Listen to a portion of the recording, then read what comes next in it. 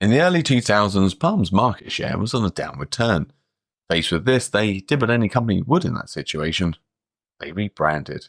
Gone with the M series range and in with the new Tungsten and Zire ranges. The Tungsten being the premium brand aimed at their existing customers, offering all the new and exciting features they've come to expect. Whereas to try and gain that mass adoption, they brought in the new Zire range, a new low-cost device trying to gain a bigger market share. Over its lifetime, the Zire range went through 6 revisions, finally ending with this, the smallest Palm PDA ever made. By Palm.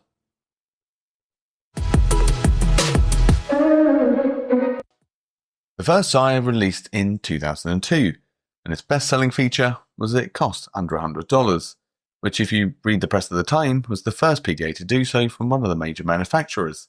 Its next best-selling feature was its appearance. Well, it was white and it looked kind of Apple-y. iPods were all the rage at the time. Specs-wise, it was a major downgrade from the existing lineup. It was grayscale, it had 2 MB of RAM and a measly 16 MHz processor. Being about a quarter of the RAM and half the speed of the other Palm PDAs out at the time. It was closer in performance to the Palm 3 range, released 3 years earlier. Yet, it didn't even have a backlight. Cost-cutting was the only goal. 6 months later came the next in the Zire lineup, the Zire 71.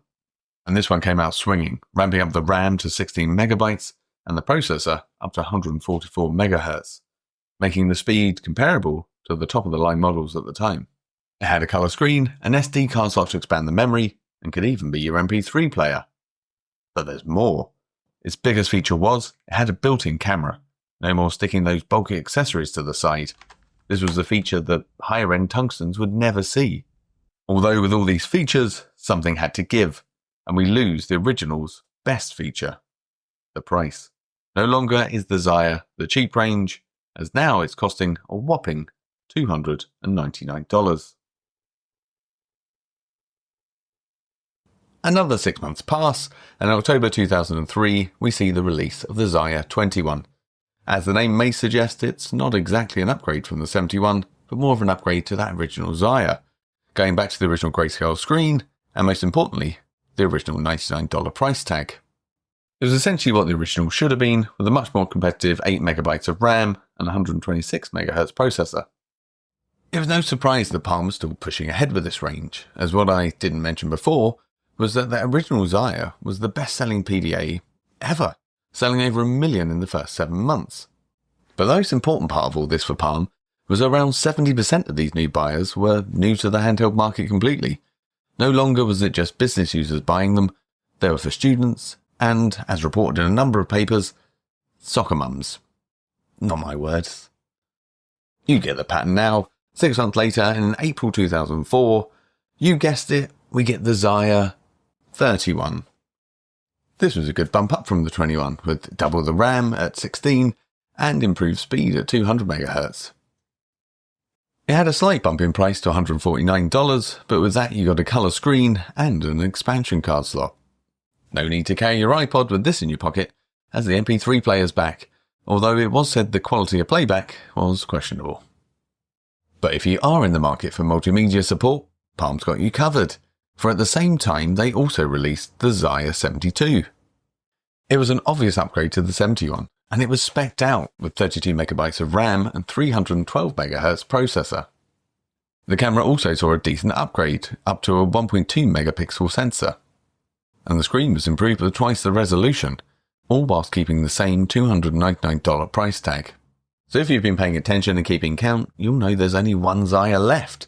And where will it go in this lineup, given the sporadic bingo-esque calling of numbers?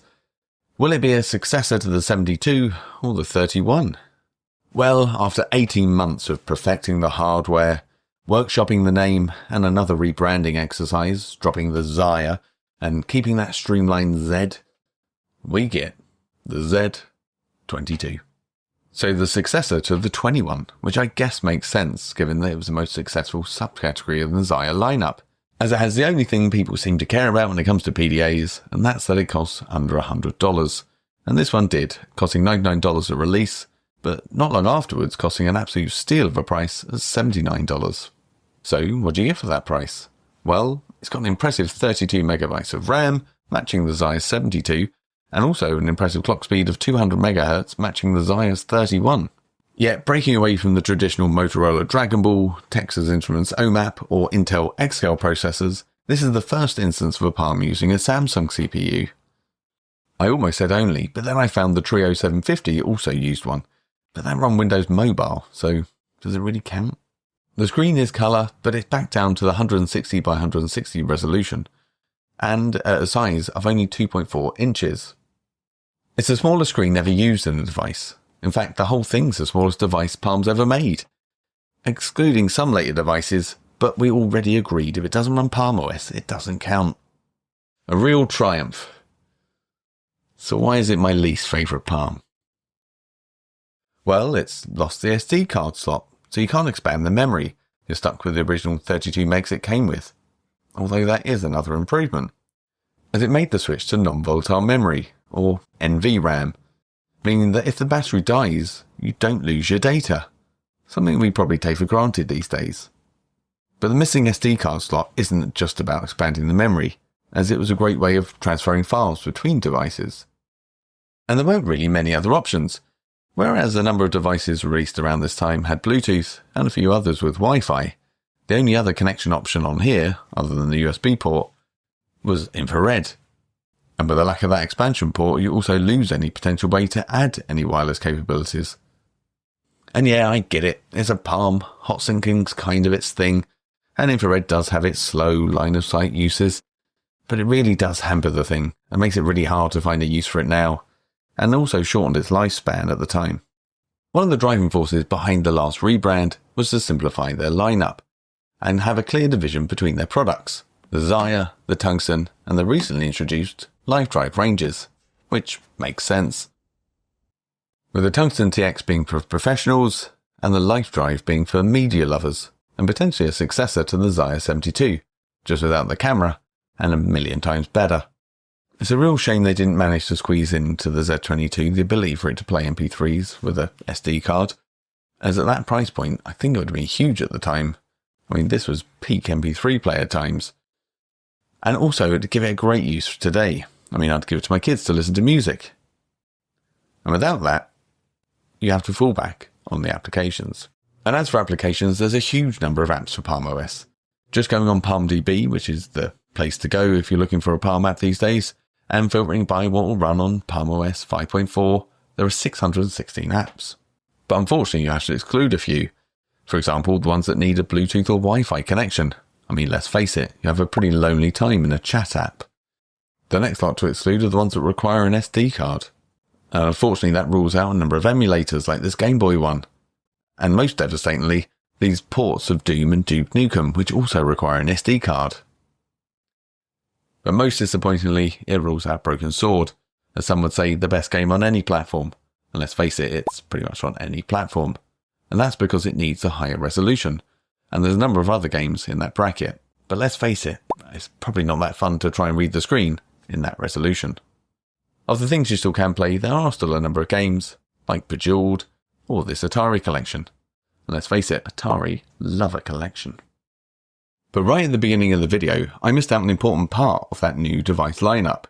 And that's that the name change wasn't really just a fun rebranding exercise. And that the Tungsten T was actually also known as the M550. And the Zire was known as the M150. The most important part of this name change was to differentiate them, because it was at this point Palm was transitioning from the Motorola Dragon Ball, based on the Motorola 68000 processor, which by this time had definitely come to the end of its life, to the much more capable ARM processors, in this instance the Texas Instruments OMAP. And as a result of this, Palm OS needed a rewrite to get it to work on that new architecture. And as seen with other architecture transitions, so not to abandon the existing library of applications or annoy the existing developer community, they built a highly performant emulation layer, which runs well over 90% of the existing apps, with better performance than they've ever had. So I was pretty harsh before when I implied that there wasn't many apps on here you could run, as you've got the entire Palm back catalogue you can choose from, and most of those were written before there were Wi-Fi and Bluetooth hardware, or even high-res screens. So let's have a look at some of the apps we can choose. So it comes with this game, Crazy Daisy, which is an okay puzzle game to pass the time. You just have to twist the petals to match the colours.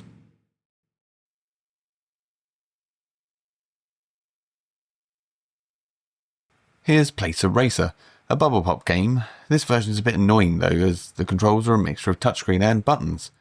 I definitely remember playing a version which was all buttons back in the day.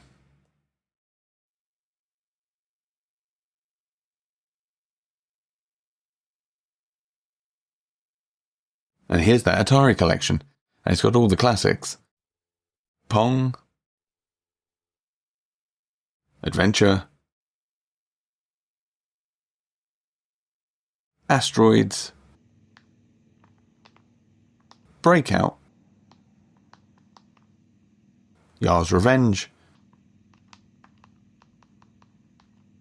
Missile Command, and Centipede. And here's a standalone version of Defender 2.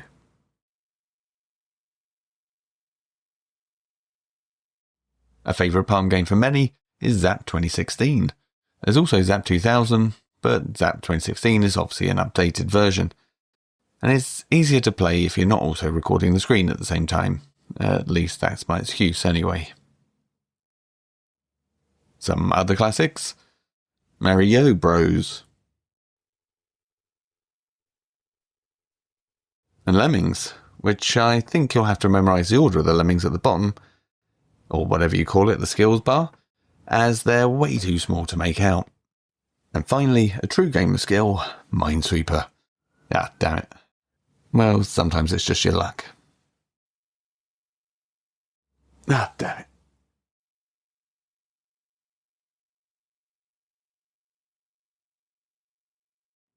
The Z22 never came in a box.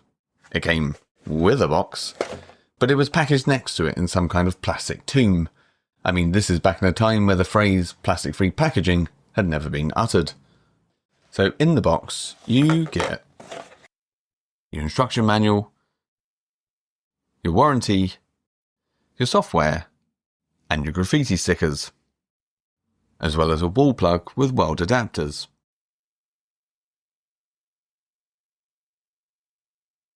As well as your data cable for hot syncing. Other than the Zire 71, all Zires bucked the trend, and instead of using the Palm Universal Connector, instead used a micro USB for data and charging. The Z22 would have been a great introductory Palm for someone, and I think my main trouble with it is, it wasn't my first Palm, so I don't have that nostalgia for it. And I'm lucky enough to have other Palms to choose from, so if I'm looking to play something, I'm more likely going to pick up a Life Drive or a Tungsten, as they're a bit easier to get things on and off. And if I'm looking for something a bit less capable, I'll probably go something a bit more classic, like a Palm 5 or a Visor. It's a bit of a weird middle ground for me, but as they say, any Palm is a good Palm. If you had one of these, let me know in the comments what you used it for and do you still have it. And most of all, thanks for watching.